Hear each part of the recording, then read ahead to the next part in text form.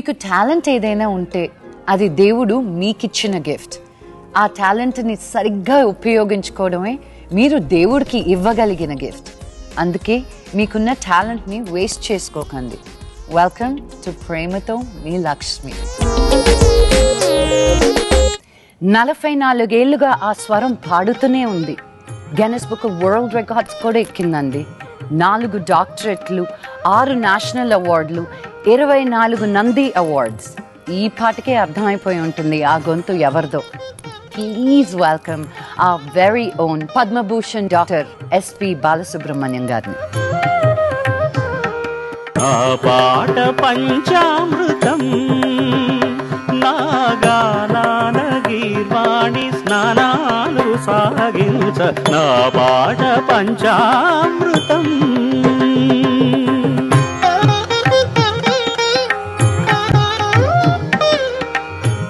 I am the most excited. Vice versa.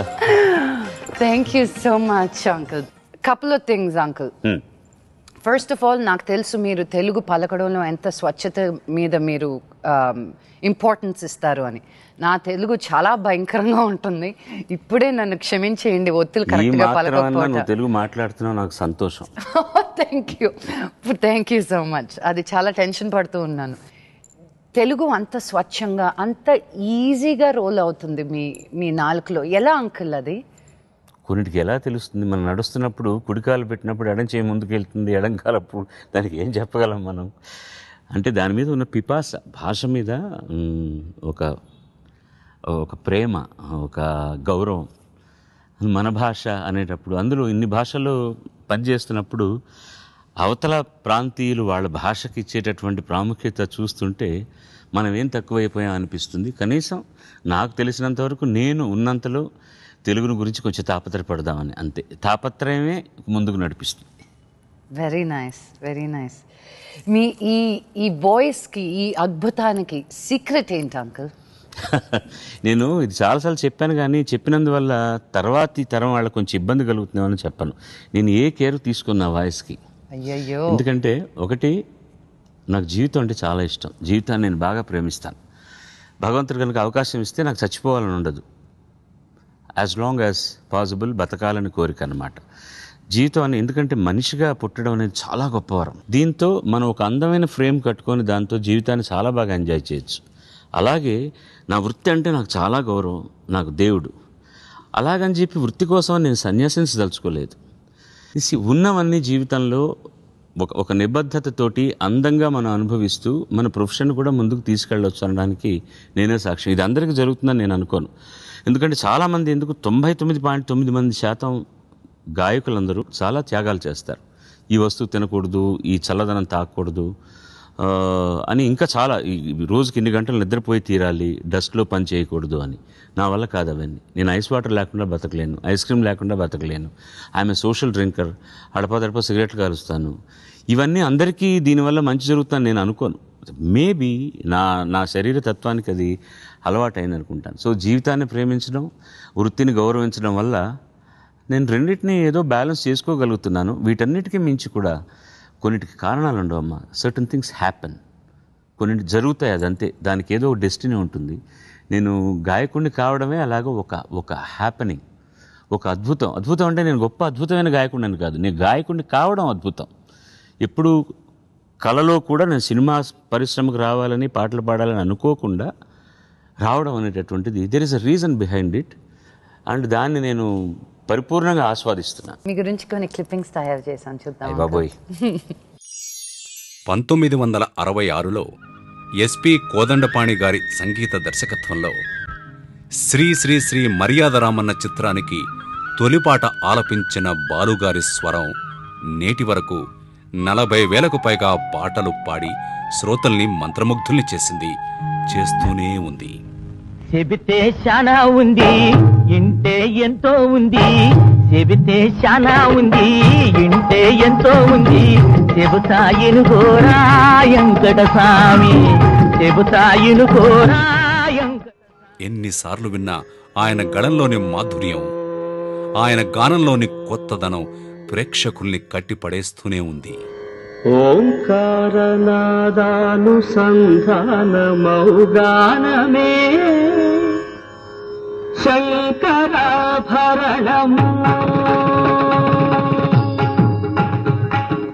ఓంకారనాదానుసంధానమౌగానమే శంకరాభరణము శంకరాభరణము. గాయకుడిగానే కాదు 45 చిత్రాలకు సంగీత దర్శకత్వం వహించారు బాలు. ఈ తూర్పు ఆ పశ్చిమం సంగమించిన ఈ శుభవేళ పడమటి సంధ్యా రాగాలేవో పారాణి పూసెనులే. You are a kite, may I scream? This is the heart and sweet love's dream. United States of hearts we have, like Indian namaste. Telugu, తమిళ, కన్నడ, మలయాళ, హిందీ భాషల్లో తన గానంతో శ్రోతల్ని మైమరిపించిన బాలసుబ్రహ్మణ్యం గారు ఎంతో మంది ప్రముఖ హీరోలకు తన వాయిస్తో డబ్బింగ్ చెప్పారు.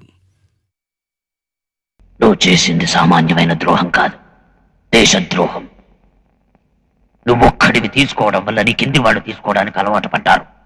అదేవిధంగా మున్సిపాలిటీలు, పంచాయతీలు, క్రయం, విక్రయం, వ్యవసాయం, విద్యుత్ శక్తి, విద్య, వివాహం, వృత్తి అన్నిట్లో లంచాలు మరిగి మరిగి దేశాన్ని ఎదగనివ్వకుండా ప్రగతి శూన్యం చేస్తున్నారు. ఇక అన్నమయ్య సినిమాలో సుమన్కు ఆయన చెప్పిన డబ్బింగ్ వింటుంటే సాక్షాత్తు ఆ వెంకటేశ్వర స్వామే వచ్చి మాట్లాడుతున్న భావన కలుగుతుంది. అంతగా లీనమై చెప్పారు బాలు. ఒకనాడు నువ్వు మా ఏకాంత సేవా సమయంలో జో అచ్యుతానంద జో జో ముకుంద లాలి పరమానంద రామ గోవింద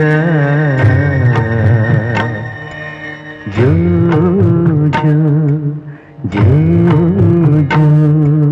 ఆ తరం నుండి ఈ తరం వరకు ఏ హీరో వాయిస్కి తగిన విధంగా ఆ హీరోని అనుకరించి పాడారు.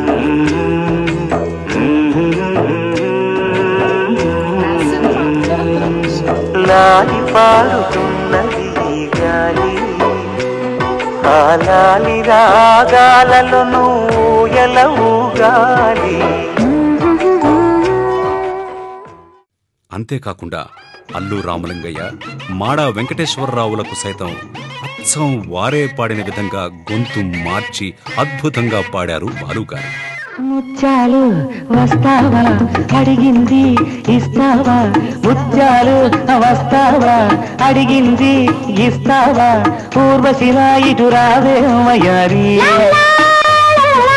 బాలు ప్రతిభలు ఎన్నని చెప్పాలి, ఏమని చెప్పాలి.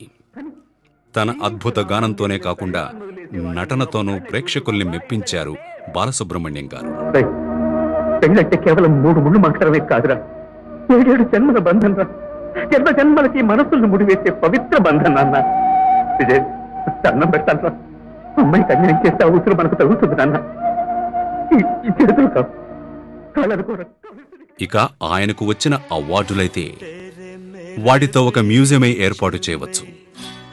ఎన్నో విజయాలను సాధించిన ఎస్పి బాలసుబ్రహ్మణ్యం గారి గానం మరిన్ని వేల పాటలు పాడాలని, సంగీత ప్రపంచంలో నిత్య వసంతాలు పూయించాలని మనసారా కోరుకుందాం.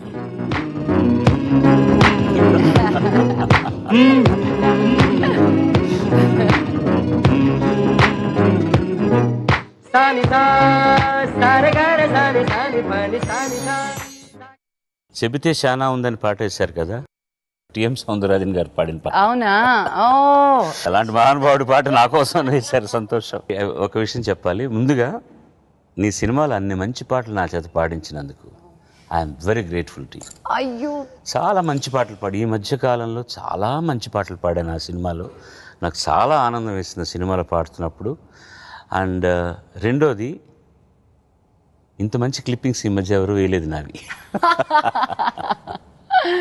సంగీతం అనేది నేను అది చూసేటప్పుడు చాలాసార్లు నా ఎమోషన్ కంట్రోల్ చేసుకోవాల్సి వచ్చింది. ఎందుకంటే అన్నమయ్య పాట చూసినప్పుడు కానీ ఇప్పటికీ దర్ సంథింగ్ హీలింగ్ పవర్స్ ఉంటుంది మీ వాయిస్లో యూనో. అండ్ ఒక ఫీవర్ వచ్చిన ఒక సాడ్గా ఉన్న మీ పాటలు వింటే మీరు పాడిన హ్యాపీ పాటలు కానీ సాడ్ పాటలు కానీ ఎక్కడో టచ్ అవుతుంది. కానీ అలాంటి గొంతు రావడానికి మీకు టైఫాయిడ్ వచ్చినప్పుడు ఏంటి ఇంజనీరింగ్ కాలేజ్కి వెళ్ళి టైఫాయిడ్ వస్తే వెనక్కి తిరిగి వచ్చి అప్పుడు మ్యూజిక్లోకి వచ్చారంట, అవునా? అలా కాదమ్మా, అది టైఫాయిడ్ వచ్చిందన్న దానికి కారణం అది వేరే ఇన్సిడెంట్. నాకు గొంతుకు అలా రావడానికి కారణం ఏం లేదు, ఇది మామూలుగా చిన్నప్పటి నుంచి అలాగే ఉన్నదే. ఈ టైఫాయిడ్ అన్నది ఏంటంటే దానికి ఒక గమ్మత్తైన కథ ఉంది. అప్పటికి నేను తెలుగులో పాడుతున్నాను. తమిళంలో మొట్టమొదటిసారి పాడిన తర్వాత ఎంఎస్ విశ్వనాథన్ గారు నాకు ఫస్ట్ అవకాశం ఇచ్చారు శాంతి నిలయం అన్న సినిమాలో. తర్వాత నేను ఎక్కడో ఒక డబ్బింగ్ పాట పాడుతున్నప్పుడు ఏవిఎంలో, అది ఎంజీఆర్ గారు తమిళంలో యాక్ట్ చేసిన ఒక పాటని అందులో సౌందరరాజన్ గారు పాడింది, తెలుగులో డబ్బింగ్ నేను పాడుతుంటే ఆ రోజులు ఎయిర్ కండిషన్ థియేటర్స్ కావు, స్పీకర్ బయట ఉంటుంది, వినపడుతుంటుంది అనమాట. నీకు ఏవిఎం ఫ్లోర్లో చాలాసార్లు వెళ్ళుంటావు, 6th ఫ్లోర్కి ఆపోజిట్గా ఉంటుంది ఆర్ఆర్ థియేటర్. అక్కడ టీ బ్రేక్లో ఎంజీఆర్ కూర్చుని నా పాట వేరే గొంతు వినపడుతుంది, ఎవరో చూసిరా అని మనిషిని పంపాడు. ఎవరో అబ్బాయి అండి, తెలుగు అబ్బాయి, తెలుగులో డబ్ చేస్తున్నారు మీ పాట అలా అని ఊరుకున్నారు. తర్వాత పక్క రోజు ఆయన కంపోజింగ్ జరుగుతుంటే మహాదేవన్ గారిని పిలిచి ఒక వాయిస్ విన్నాను, ఆ అబ్బాయి గురించి తెలుసా అంటే, వాడు నా దగ్గర పాడాడు, తెలుగులో కూడా బాగా పాడుతున్నాడు అంటే, నాకు ఎందుకో అబ్బాయి చేత నాకు పాడించుకోవాలని ఉందన్నారు. ఎంత అదృష్టం అది. అలా అవకాశం వచ్చింది. అవకాశం వచ్చి రిహార్సల్స్ చేసి అంతా అయ్యి ఆ పాట రాజస్థాన్లో షూట్ చేయాలి. ఆయన, జయలలిత గారు, దాదాపు ఒక 200 మంది జూనియర్ ఆర్టిస్టులు, పెద్ద పాట, 8 నిమిషాల పాట. ఓ 4 రోజులు రిహార్సల్స్ చేసాం. ఓ 10 రోజుల తర్వాత రికార్డింగ్ చేయాలి. రికార్డింగ్ ముందర మళ్ళీ ఒక రోజు రిహార్సల్స్ చేసి రికార్డింగ్కి వెళ్ళాలి. ఈ లోపల నాకు టైఫాయిడ్ వచ్చింది. టైఫాయిడ్ వచ్చి మెడ్రాస్లో రూమ్లో ఉన్నాను నేను. ఎవరికి ఎలా చెప్పాలో తెలియదు వాళ్ళకి నాకు ఒంట్లో బాగాలేదని. ప్రొడక్షన్ వాళ్ళు వచ్చారు ముందు రోజు రిహార్సల్స్ తీసుకెళ్దామని. నేను బెడ్లో ఉన్నాను. చూసి ఆ ప్రొడక్షన్ మేనేజర్ అన్నాడు, నీకంటే దౌర్భాగ్యుడు ఎవడో ఉండడా, పిలిచే అవకాశం ఇస్తే ఆయన ఇప్పుడు పోయి జబ్బులో పడ్డా, నీ కర్మ పోని వెళ్ళాడు. సరే అవకాశం మనకు పోయింది అనుకున్నా, మళ్ళీ ఎప్పుడన్నా ఇస్తాడేమో భగవంతుడి అవకాశం అని. తర్వాత ఒక 1.5 month అయిన తర్వాత మళ్ళీ అదే ప్రొడక్షన్ మేనేజర్ వచ్చాడు. వచ్చి ఎంజీఆర్ గారు చూసి రమ్మన్నారు, మీ ఆరోగ్యం బాగుందా, ఉంటే రేపు రిహార్సల్స్కి రమ్మన్నారన్న. నేను బాగున్నానండి అని సంతోషపడ్డాను. సరే ఆ పాట షూటింగ్ అయిపోయి ఉంటుంది, మనకు ఇంకో పాట ఇస్తున్నారు కదా అని. నేను తిరిగి వెళ్ళాక ఆయన ముందు ఆరోగ్యం బాగుందా అన్నారు. బాగుందండి, అలాంటి రిహార్సల్స్ చేద్దాం. కూర్చుంటే మళ్ళీ అదే పాట రిహార్సల్స్ చేస్తున్నాం. నాకేం అర్థం కాలేదు, ఆయన అడిగేంత ధైర్యం లేదు. సరే రికార్డింగ్ అయిన తర్వాత ధైర్యం చేసి ఆయన అడిగాను, సార్ 2 నెలలు అయిపోయింది, ఈ పాట మీరు ఎప్పుడో షూట్ చేసుకొని ఉండాలి, పర్మిషన్లు తీసుకున్నారు రాజస్థాన్లో, బట్ మళ్ళీ ఈ పాట అంటే, బాలసుబ్రహ్మణ్యం నీకు నేను వేరే పాట ఇచ్చి ఉండొచ్చు, నువ్వు ఐఐటీలో ఇంజనీరింగ్ చదువుతున్నావు అని చెప్పావు, మొదట ఈ పాట నువ్వు రిహార్సల్స్ చేయగానే నీ ఫ్రెండ్స్ అందరికీ పాడి వినిపించుంటావు, మీ వాళ్ళందరికీ చెప్పుంటావు, పాట ఎలా ఉందో చెప్పుంటావు, రేపు సినిమాలో నీకు నేను వేరే పాట ఇచ్చి ఉండొచ్చు, నువ్వు పాడి వినిపించిన పాట మరొకరు కనుక పాడితే వాళ్ళు ఏమనుకుంటారంటే నువ్వు పాడింది ఎంజీఆర్కి నచ్చలేదు అందుకని మార్చేశారు అనుకుంటే అది నీ భవిష్యత్తుకు మంచిది కాదు కదా, అందుకని నేను షూటింగే పోస్ట్పోన్ చేసుకున్నానయ్యా అన్నారు. ఎంత సౌహార్దృత్వం, ఎంత గొప్ప విశాల హృదయం. నా అదృష్టం అనాలా, లేకపోతే నా సౌభాగ్యం అనాలా, లేకపోతే ఆయనలో ఉన్న మానవీయత అంత గొప్పదనాలా. దీస్ ఆర్ ఆల్ ది చిన్న చిన్న అదృష్టాలు నన్ను ముందుకు తీసుకెళ్ళింది అనమాట. అది ఆ టైఫాయిడ్కి సంబంధించింది. గొంతుకు అంటారా, ఇది నా జీన్స్లో ఉంది. బహుశా మా నాన్నగారు చాలా చాలా గొప్ప గాత్రం, ఆయన హరికథలు చెప్పేవారు, చాలా బాగా పాడేవారు, అదే నాకు వచ్చింది అనుకుంటాను. చెప్పాను కదా, నేను సాధ్యమైనంత దాన్ని అబ్యూస్ చేశాను, but still it is working. That is so amazing. మీతో పాడిన ఫీమేల్ సింగర్స్ చాలా మంది ఉన్నారు, బ్యూటిఫుల్ వాయిసెస్. మీరు ఎక్కువ ఎంజాయ్ చేసి పాడింది ఎవరితోటి? ఆ ప్రశ్నకు సమాధానం ఒక చిన్న బ్రేక్ తర్వాత.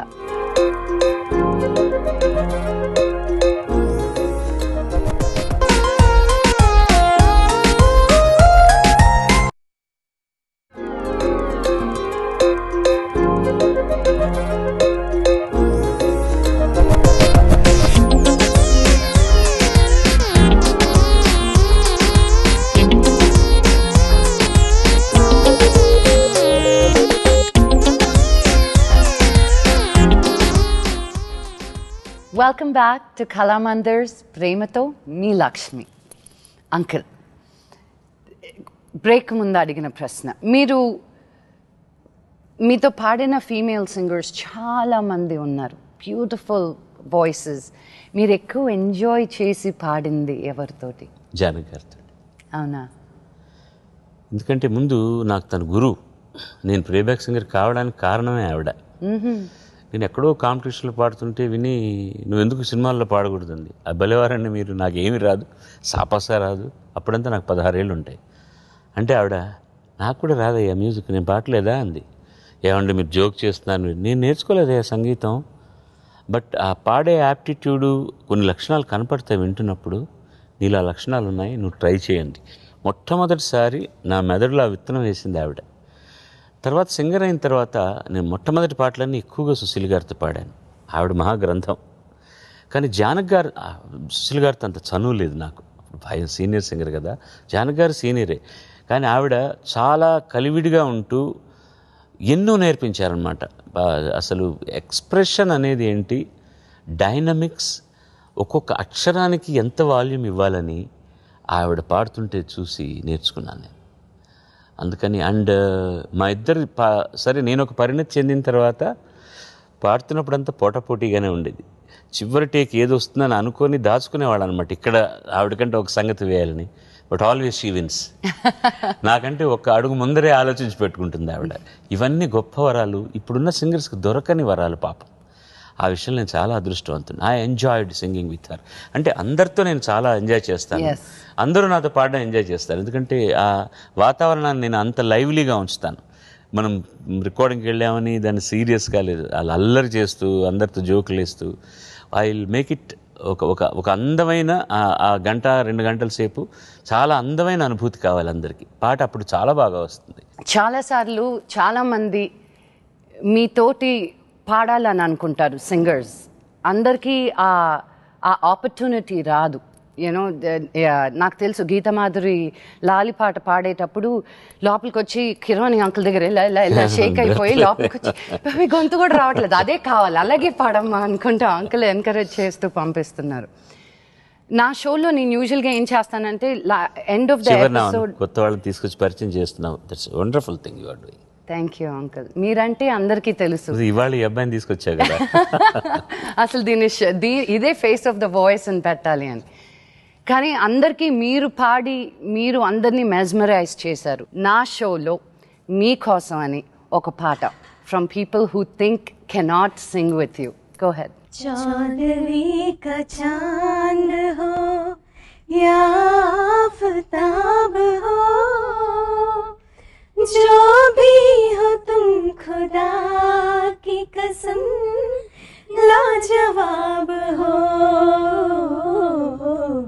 चौदहवीं का चांद हो या आफताब हो,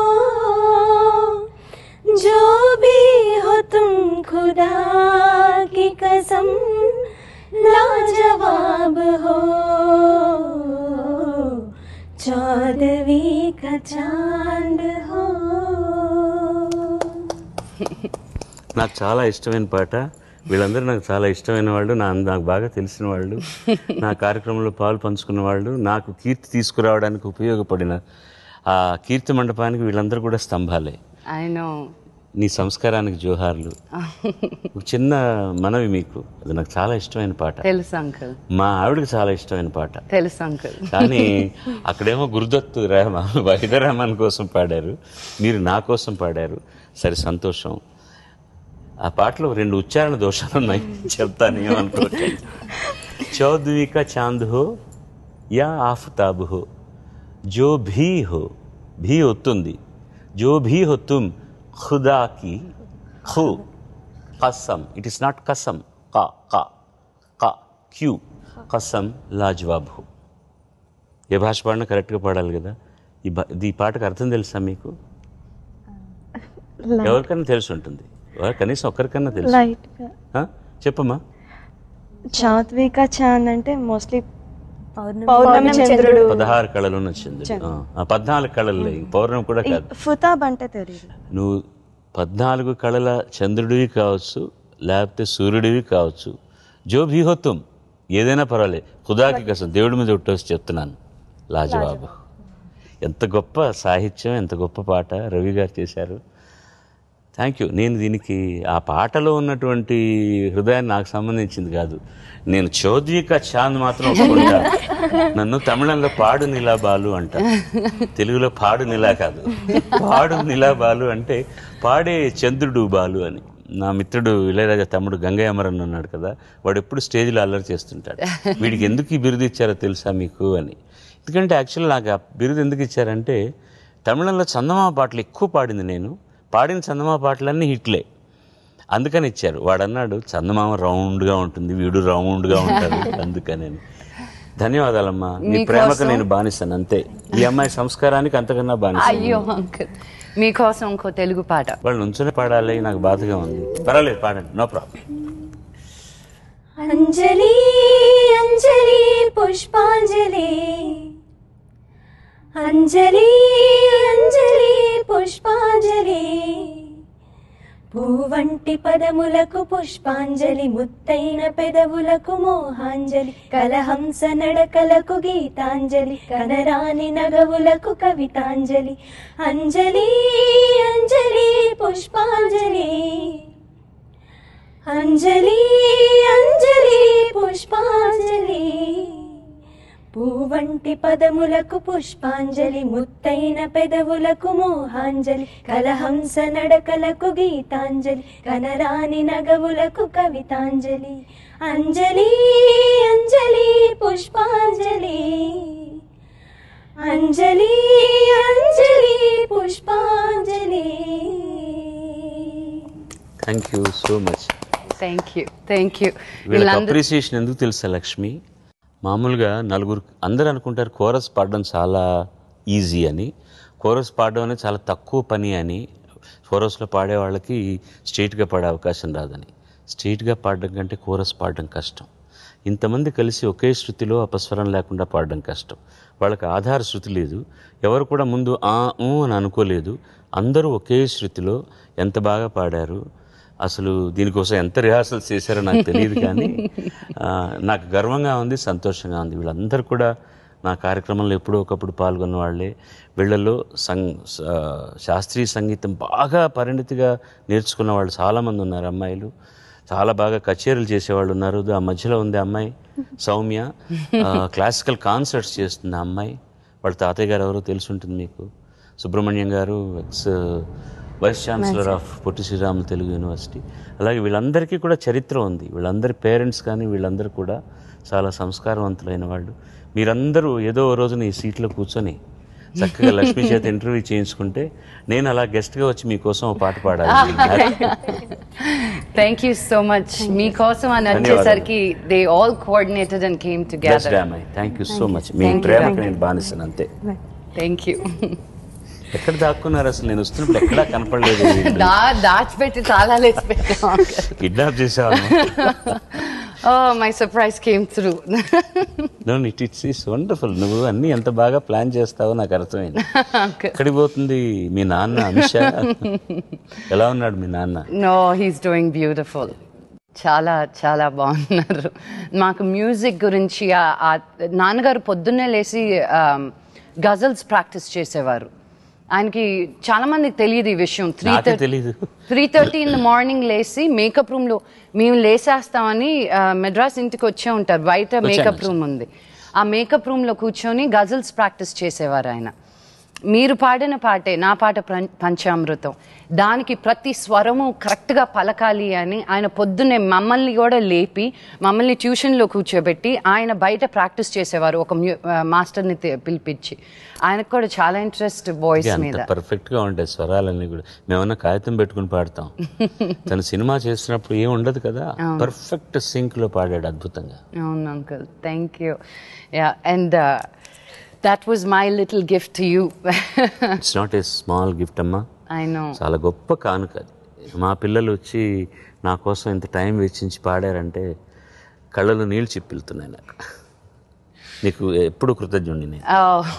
అంకుల్, మీరు ఒక ఇంటర్వ్యూలో విన్నాను దట్ యూనో మీ వాయిస్ని ఎలాగా అడాప్ట్ చేయాలి మిగతా హీరోస్కి అని అనుకున్నప్పుడు ఎన్టీ రామారావు గారికి పాడేటప్పుడు you used to throw the voice, you know, and Nageswara Rao గారికి పాడేటప్పుడు ఇంకొంచెం ఆయన చిలిపితనంతో పాడేటోళ్ళు మీరు అని. కమల్ హాసన్ గారికి ఏం చేసేటోళ్ళు మీరు? ఆ ప్రశ్నకు సమాధానం ఒక చిన్న బ్రేక్ తర్వాత.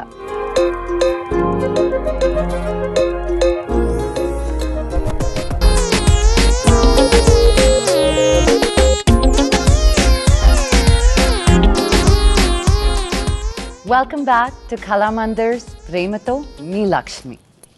అంకుల్, బ్రేక్ ముందు అడిగిన ప్రశ్న, కమల్ హాసన్ గారికి ఏం చేసేటోళ్ళు మీరు? అది ఈ మంచి క్వశ్చన్ నువ్వు అడిగినప్పుడు అందరూ ఏమనుకుంటారంటే, నువ్వు నాకు వేసిన క్లిప్పింగ్స్లో కూడా వాయిస్ ఓవర్ ఎవరికి ఎలా కావాలంటే అలా అని. కొంతమందికి అది చేశాను నేను, పర్టికులర్గా కమెడియన్స్కి. రాజబాబు పాడుతున్నప్పుడు, రామలింగి గారికి పాడుతున్నప్పుడు, క్యారెక్టర్ ఆర్టిస్ట్లో సత్యనారాయణ గారికి పాడుతున్నప్పుడు, కోట శ్రీనివాసరావు గారికి పాడుతున్నప్పుడు, హీరోల్లో డెఫినెట్గా రామారావు గారికి, నాగేశ్వరరావు గారికి నేను చేయాల్సి వచ్చింది. నన్ను యాక్సెప్ట్ చేయలేదు అసలు. వాళ్ళే యాక్సెప్ట్ చేయలేదు, జనం యాక్సెప్ట్ చేయలేదు. వాళ్ళ పాడింది జనాంగీకారం పొందాలంటే ఏం చేయాలంటే నేను ఘంటసాల గారిలాగా పాడాలి. అది నాకు చేత కాదు. ఇంకేం చేయాలని వాళ్ళకు దగ్గరగా మిమిక్రీలా కాకుండా, అంటే మిమిక్రీ చేస్తే మాధుర్యం పోతుంది, మళ్ళీ మిమిక్రీలా కాకుండా వాళ్ళ డైలాగ్ త్రోకు దగ్గరగా వస్తే బాగుంటుందని ప్రాక్టీస్ చేశాను. అది సక్సెస్ అయింది. నిజం చెప్పాలంటే మిగతా ఏ ఆర్టిస్టులకి మీ నాన్న ఒకడికి ఏం చేస్తున్నావయ్యా, ఏం చేస్తున్నావు, అది దీంట్లో అన్నమయ్యల పాటలో చూసానంటే ఎలా ఉన్నారు మీరు, బాగున్నారా, దాన్ని కొంచెం దగ్గరగా తీసుకొచ్చాను. కానీ కొన్ని మాధుర్య ప్రధాన పాటలు వచ్చినప్పుడు అతనికి కూడా మామూలుగా పాడాను, మిగతా వాళ్ళందరికీ మామూలుగా పాడాను. కొన్ని గొంతుకలు అలా అనిపిస్తాయమ్మా. ఇప్పుడు రఫీ గారి పాటలు మనం ఇన్ని వింటున్నాం కదా, ఆయన ఎవరికి గాత్రం మార్చలేదు. ఆయన దేవానంద్కి పాడారు, షమీ కపూర్కి పాడారు, అందరికీ పాడారు. మనం ఏదో వాయిస్ మ్యాచ్ అయింది, మ్యాచ్ కాలేదని చూడలేదు. కొన్ని వాయిస్లు అలా నప్పుతాయి. అలాంటి వరుసలో నాకు కూడా గొంతుకి ఇచ్చాడు దేవుడు అంతే. అయినా మీరు అల్లరమొగుడు సినిమాలో నగేష్ గారికి, నాన్నగారికి పాడారు ఒకే పాట. 10 years తర్వాత మోహన్ బాబు గారికి, ఆయన కొడుకు మనోజ్కి పాడారు ఆ పాట జుమ్మందినాథంలో. ఇంత వేరియేషన్ మీ సాంగ్స్లో. మీకోసం ఇంకో బైట్ ఉంది అంకుల్. బాలసుబ్రహ్మణ్యం గారు నేను దాదాపుగా 40 ఏళ్ళ నుంచి అనుబంధం ఉంది మా ఇద్దరికి, మా ఫ్రెండ్షిప్. నా చిత్రాల్లో మేల్ సింగర్ అనే వాడు ఎవరైనా పాడాలి అంటే అది బాలసుబ్రహ్మణ్యాన్ని ఆలోచిస్తాం. ఇంకో ఆల్టర్నేటివ్ ఆలోచించే విధానమే లేదు. మాకు శంకరాభరణంలో ఆయనతో పాడించవలసి వచ్చినప్పుడు కొంచెం సందిగ్ధంలో పడ్డ మాట వాస్తవం. క్లాసికల్ మ్యూజిక్ బేస్ మీద తీస్తున్న సినిమా కాబట్టి డెఫినెట్గా క్లాసికల్ బాగా రావాలి అనే ఉద్దేశంతో ఎవరిని పెడితే బాగుంటుందా అని మహాదేవన్ గారు, పోహ్లైంద్ గారు, విశ్వనాథ్ గారు, నేను, మేము నలుగురు తర్జన పడ్డాం. కానీ పోహ్లైంద్ గారు చాలా ఇన్సిస్ట్ చేశారు, ఇది బాలుకి పడితేనే బాగుంటాయి, బాలుతో నేను పాడిస్తాను బాలుతోటి అని చెప్పి. ఒక రకంగా చెప్పుకోవాలంటే బాలు కొంచెం పాడటానికి సంశయించాడు మొదట్లో. కొంచెం ఏంటి తనకి ధైర్యం ఇచ్చి నువ్వు పాడతావు, నువ్వు పాడగలవు అని చెప్పి పోహ్లైంద్ గట్టి పట్టుబట్టి ఆ సాంగ్స్ని టేప్ రికార్డర్ మీద ట్యూన్ చేసి తనకిచ్చి నువ్వు దీన్ని పాడుకుని రా అని చెప్పి తను చాలా చక్కగా మేనేజ్ చేసి బాలుతోటే పాడించి, ఆ మొట్టమొదటిసారి పాడినా కూడా అతను క్లాసికల్ ఆ పాటలకి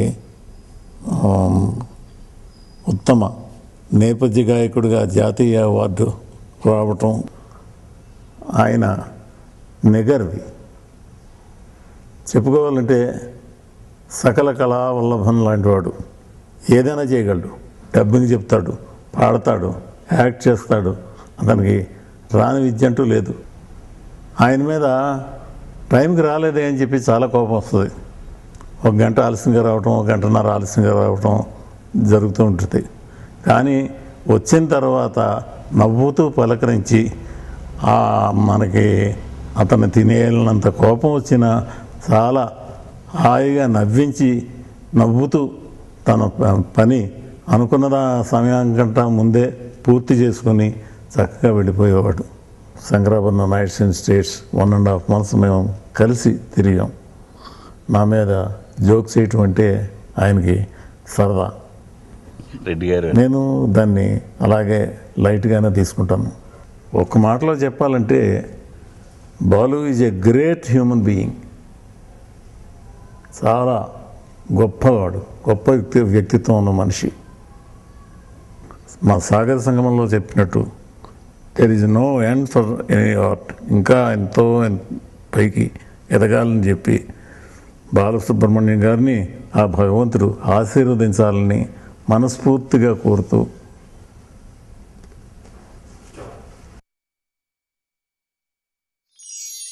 సో ఆయన చెప్పినవన్నీ సత్యాలు. అంటే నా గురించి పోడినవి కావు. పుహళేంది లేకపోతే శంకరాభరణం నేను పాడేవాడిని కాదు. నేను పారిపోయాను, నా వల్ల కాదని.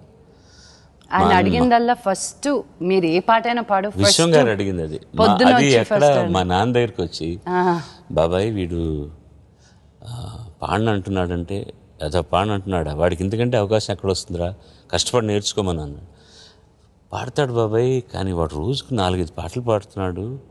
ఏం లేదు, నా కోరిక మొట్టమొదటి పాట మాత్రం నాకు పాడేసి వెళ్ళమని, రోజు ఫ్రెష్గా ఉంటుంది వాయిస్. పాడనాడా, చెంప మీద కొట్టు వేదాలు పట్టుకుని అన్నాడు ఆయన. అంటే ఆ సినిమా మీద అంత వ్యామోహం. ఇందులో ఆయన అన్నారే బాలసుబ్రహ్మణ్యం ఎప్పుడు లేట్గా వచ్చేవాడని. అది 2వ రికార్డింగ్ 3వ రికార్డింగ్లకి అలా జరిగేది. రోజుకు లైవ్గా 5-6 పాటలు పాడుతున్నప్పుడు ఫస్ట్ రికార్డింగ్ టైంకి వెళ్ళిపోతాను 9 o'clock అంటే.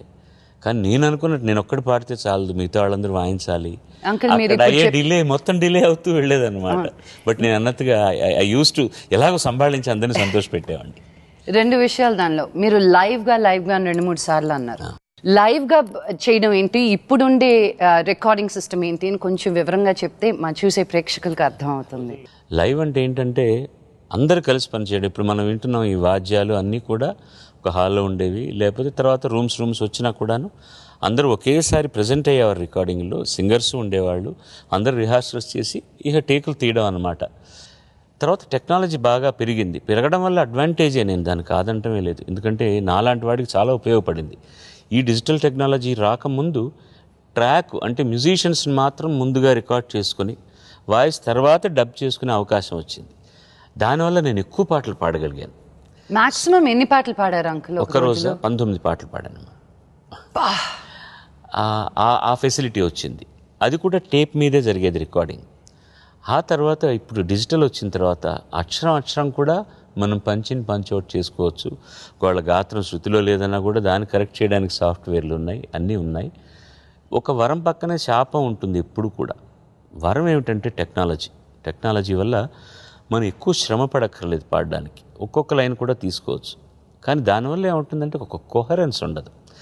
పాట పూర్తిగా పాడుతూ ఎక్కడన్నా తప్పు జరిగినప్పుడు ఆ పోర్షన్ని కరెక్ట్ చేసుకోవడానికి మనం సాంకేతిక ఉన్నటువంటి అడ్వాంటేజ్ని తీసుకోవచ్చు. కానీ అది సోమర్థనాన్ని పెంచేసి అసలు కొంతమంది సింగర్స్ వస్తూనే ఆ మొదటి లైన్ చెప్పండి అని మైక్ దగ్గరికి వెళ్ళి ఆ లైన్ పాడడం, మళ్ళీ 2వ లైన్ నేర్చుకోవడం, ఆ లైన్ పాడడం. దీనివల్ల అతుకుల బొంతలా ఉంటుంది కానీ హృదయంలోంచి వచ్చినట్టు ఉండదు, ఫీల్ ఉండదు. సో దానివల్ల ఉన్నటువంటి లాభం ఉంది, నష్టం ఉంది. నాకు దొరికిన అడ్వాంటేజ్ ఏంటంటే లైవ్గా ఉన్నప్పుడు ఎంతోమంది సీనియర్ మ్యూజిషియన్స్ ఉంటారు. నేను తప్పు చేస్తే మ్యూజిక్ డైరెక్టరే కాదు, సీనియర్ మ్యూజిషియన్స్ కూడా వచ్చి చెప్పాడు, పలానా చోట నువ్వు అపశృతి పాడుతున్నావు, కొంచెం చూసుకున్నాను అక్కడ అని. అలాగే ఎవరన్నా అందులో భాష గురించి తెలిసిన వాళ్ళైతే అక్కడ ఒత్తుందయ్యా, నువ్వు ఒత్తు పలకట్లేదు, కవి చెప్పకముందే వీళ్ళు చెప్పేవాళ్ళు. పక్కన పాడే సింగర్స్ కూడా కరెక్ట్ చేసేవాళ్ళు సీనియర్స్ ఉంటే. ఇప్పుడు అది లేదు కదా, కలిసి పాడడమే లేదు. కొన్ని చోట్ల ఎవరు పాడబోతున్నారని అడిగినా ఇంకా ఎవరు అనుకోలేదండి అంటారు. సో మనం ఏదో ఊహించుకొని పాడాలి. ఇద్దరు పాడుతున్నప్పుడు ఇంప్రవైజేషన్ చేసి వాళ్ళకంటే బాగా పాడాలంటే మనకు మార్క్స్ రావాలని కాదు, పాటకు ఇంకా కొత్త డైమెన్షన్ వస్తుందని. ఇవన్నీ లైవ్ లేకపోవడం వల్ల పోగొట్టుకుంటున్నాం. మ్యూజిషియన్ చూడలేకపోతున్నాం. ఎవరు చనిపోయారో కూడా తెలియట్లేదు, ఎవరు ఉన్నారో తెలియదు. సో కాలంతో పాటు మనం మారాలి. కానీ ఏదైనా పాటకు మంచి పరిణామం వచ్చిందంటే సంతోషం. హృదయం లేకుండా ఉన్నదంటే it becomes like a plastic thing. I understand. మీరు ఎంత ప్రొఫౌండ్గా మాట్లాడుతున్నారు అంకుల్, ఎంత పోయిస్ట్గా, ఎంత క్లియర్గా.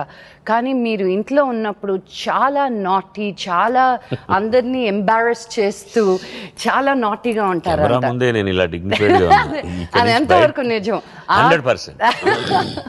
అది ఇంకొంచెం వివరంగా మాట్లాడదాం ఒక చిన్న బ్రేక్ తర్వాత.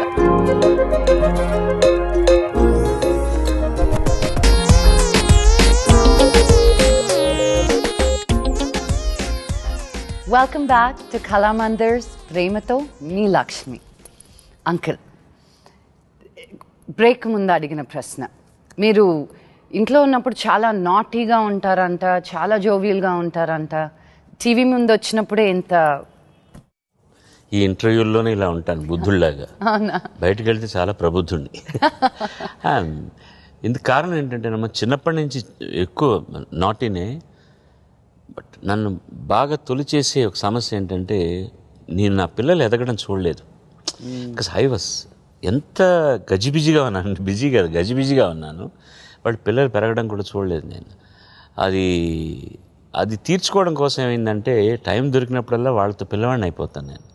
ఇప్పుడైతే ఇంకా గ్రాండ్ చిల్డ్రన్ తోటి, మనవాళ్ళతో మనవరాళ్ళతోటి. మీ డాటర్ అదే అంటుంది, నా పిల్లల్ని కంట్రోల్ చేయడం ఈజీ కానీ మా నాన్నని కంట్రోల్ చేయడం అసలు వాళ్ళతో ఎవరైనా వస్తే చూస్తే ఏమనుకుంటారో అని నాకు తర్వాత అనిపిస్తుంది. అదేంటిది, ఇక 60+ అయిన నేను ఈ పిల్లలతో వాళ్ళతో జోగాడుతూ కింద పడి దొల్లుతూ ఆడుతూ వాళ్ళు పైన ఎక్కి గందరగోళం చేస్తుంటారు.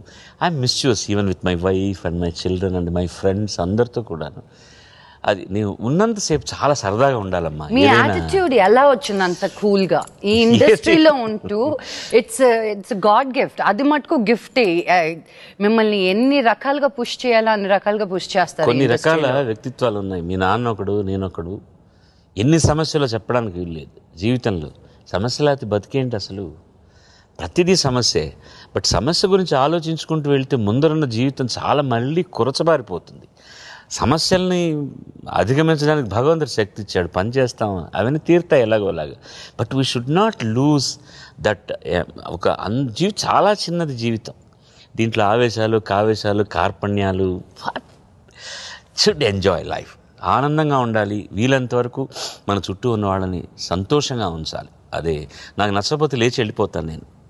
కటువుగా ఎప్పుడు మాట్లాడిన సందర్భాలు ఉంటాయి. అది మరీ నా సంయమనంలోంచి బయటికి వెళ్ళి ఇంక వీడిని ఇలాగే డీల్ చేయాలంటే తప్ప I will not deal anybody with harsh words. Me stress buster ఏంటి? ఏం లేదు, నిద్రపోవడం. అవునా? అంతే, దట్స్ ఆల్. అందరూ అనుకుంటారు అందరికీ స్ట్రెస్ బస్టర్స్ మ్యూజిక్ కదా అని. నేను యాక్చువల్గా చాలా తక్కువ వింటాను మ్యూజిక్. ఎందుకంటే సగం జీవితం అంతా పాడడంతోనే సరిపోతుంది. అందరూ అంటారు ఇంటికి వెళ్ళి మీ ఆవిడడితే పాట పాడతారా అని. ఇంతసేపు కష్టపడి ఇంటికి వెళ్ళాక మన పర్సనల్ విషయాలు, మన కష్టసుఖాలు, మనం ఆనందంగా ఉండాలి. కానీ అక్కడికి వెళ్ళి మళ్ళీ మన వృత్తి పనులు, మనం ఏం జరిగింది, ఇవన్నీ అసలు నేను డిస్కస్సే చేయను.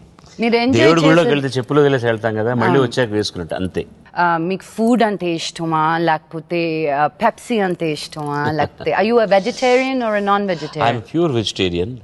ఫుడ్ అంటే ఇష్టం, but I'm a very poor eater. ఎవరు నమ్మరు నా శరీరాన్ని చూసిన తర్వాత. నాకు స్వీట్స్ అంటే పరమ ఇష్టం. My weight is the main thing is milk sweets విపరీతంగా తినేవాడిని. ఇప్పుడు తింటున్నా కానీ చాలా తక్కువ పెట్టి. ఇంట్లో వాళ్ళు దీనికి సహకరించకపోతే పని జరగదు. మా ఆవిడ అంటూనే ఉంటుంది కానీ మళ్ళీ నాకు కనబడేటట్టు అక్కడో స్వీట్ ప్యాకెట్, అక్కడో ప్యాకెట్, ఇక్కడో ప్యాకెట్ పడుతుంది. వస్తూ పోతూ తింటూనే ఉంటాను అన్నమాట. So food I'm not fussy at all. But బయట ఫుడ్ తినడం బాగా తగ్గించేశాను. హోటల్లో తినడం అనేది చాలా మటుకు తగ్గించాను. నేను హైదరాబాద్లో నా ఫ్లాట్లో అపార్ట్మెంట్లో ఉన్నా కూడా ఫ్రెండ్ ఇంటి నుంచే భోజనం వస్తుంది. ఐ ఆల్వేస్ హోమ్లీ ఫుడ్ తింటాను. బట్ దేవుడు ఒక గొప్ప వరం ఇచ్చాడు నాకు. ఎక్కడైనా నిద్రపోగలను నేను ఎక్కడన్నా సరే. ఒక 10 నిమిషాలు దొరికితే అందులో 5 నిమిషాలు కూర్చున్నా నిద్రపోతాను. రామారావు గారికి గుర్తొచ్చారు నాకు. ఆయన 5 నిమిషాలు 2 నిమిషాలు నిద్రపోయారు మేకప్ వేసుకొని. మళ్ళీ ఏమిటి అని అడిగేవారు. ఈ ట్రావెల్లో కూడా గతంలో ఎక్కువ చదివేవాడిని. I'm voracious reader. ప్రస్తుతం ప్లేన్ ఎక్కితే నిద్రపోతాను. అది లాంగ్ జర్నీ అయినా సరే, షార్ట్ జర్నీ అయినా సరే, ఐ స్లీప్ ఆఫ్. ఇంకా కొంచెం టైం దొరికిందంటే ఉత్తరాలు రాసుకుంటాను. నేను ఎవ్వరికీ నా సెక్రటరీస్ చేత ఉత్తరాలు రాయించాను. నా మెయిల్స్ నేనే అటెండ్ అవుతాను. నాకు వచ్చిన ఉత్తరాలకు నేనే జవాబు రాస్తాను. Wow. అది మాత్రం నేనే చేసి తీరుతాను. ఎంతో ప్రేమగా, ఎంతో వినయంగా, మనలో లేనివన్నీ ఎక్కువ ఆపాదించి మంచి గుణాలన్నీ రాస్తుంటారు వాడు. Only thing they ask a line in reply. ఒక్క లైన్ రాసి ప్రేమతో అంటే చాలా సంబరపడిపోతారు. 25 ఏళ్ళ తర్వాత ఆ ఉత్తరం తెచ్చి ఎక్కడ కలిసి సార్ మీరు నాకు ఉత్తరం పంపించారండి అంటారు. ఎంత ఆనందం వేస్తుందో. మనం ఆఫ్టర్ ఆల్ అందరూ మన కళాకారులకి గొప్పవారు ఏంటంటే ఏ పని చేసినా మనం పొట్టపోసుకోవడానికే కదమ్మా, ఏ వృత్తి అయినా అంతే కదా. కానీ ప్రతివాడు మనం వాళ్ళ కోసం పని చేస్తాం అనుకుంటున్నారు. And people think that I'm singing for them. అమ్మాయిలు కానీ, అమ్మలు కానీ, అక్కలు కానీ, అబ్బాయిలు కానీ అందరూ సార్ ఆ పాట మీరు నా కోసమే పాడారు సార్ అంటారు. ఎంత అదృష్టం, ఇంతకు మించింది ఏం లేదు అసలు. అంకుల్ ఈ వారం అంకుల్తో మన టైం అయిపోయింది. ఇంకా ఎన్నెన్నో విషయాలు మాట్లాడాలని అనిపిస్తుంది. వచ్చే వారం మళ్ళీ అంకుల్తోటే మాట్లాడతాం. అంతవరకు యూ టేక్ కేర్. ప్రేమతో మీ లక్ష్మి.